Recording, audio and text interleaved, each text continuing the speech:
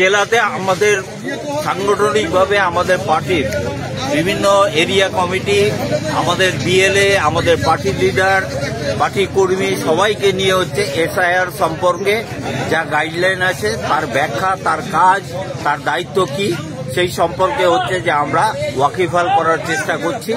আমরা এই কাজটা খুব দ্রুত গতিতে করার চেষ্টা করছি গোটা জেলাতে। এক, ২ নম্বর কথা হচ্ছে যে আমরা প্রত্যেকটি সরকারি কর্মচারী যারা যুক্ত আছেন বিএলও হিসাবে তাদেরকে আমরা অনুরোধ করব যে আপনার নির্বাচন কমিশনের যে আইন আছে আপনাকে প্রতিটি বাড়িতে গিয়ে ফর্ম নাম্বার অ্যানেক্সার 3 আপনাকে বাড়ি বাড়ি গিয়ে জমা দিতে হবে। যদি কোথাও দেখি আমরা শুনি যে আপনারা কোনো একটি জায়গায় ক্যাম্প করে কোনো বাড়িতে বসে কারো প্ররোচনায় হচ্ছে যে কাউকে আপনারা একগুচ্ছ ফর্ম দিয়ে দিচ্ছেন, তাহলে আমরা কমপ্লেন করব।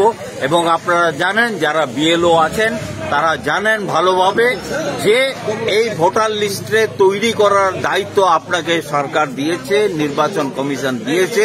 যদি এখানে কোনো ভুল, কোনো ভ্রান্তি যদি বের হয় তাহলে দায়ী কিন্তু রেসপন্সিবিলিটি সেই বিএলওর।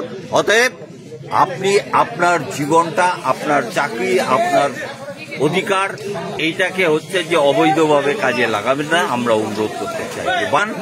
আমরা সাহায্য করতে চাই আপনাদের, আমরা সহযোগিতা করব আপনাদের, কিন্তু আপনারা যদি পক্ষপাতিত্ব করে সেখানে যদি বেনিয়ম করতে চান তাহলে আমরা কিন্তু নিয়ম অনুপাতে হচ্ছে যে আমরা কমপ্লেন করব। সেখানে আমরা অনুরোধ করছি কোনো বিএলও যেন কোনো একগুচ্ছ কাগজপত্র কাউকে দিয়ে চলে আসলাম এটা যেন না করেন।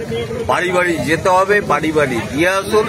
আমরা অভিযোগ করতে পারি, তৃণমূল অভিযোগ করতে পারে, বিজেপি অভিযোগ করতে পারে, সেটাকে যাচাই করার দায়িত্ব হচ্ছে বিএলওর।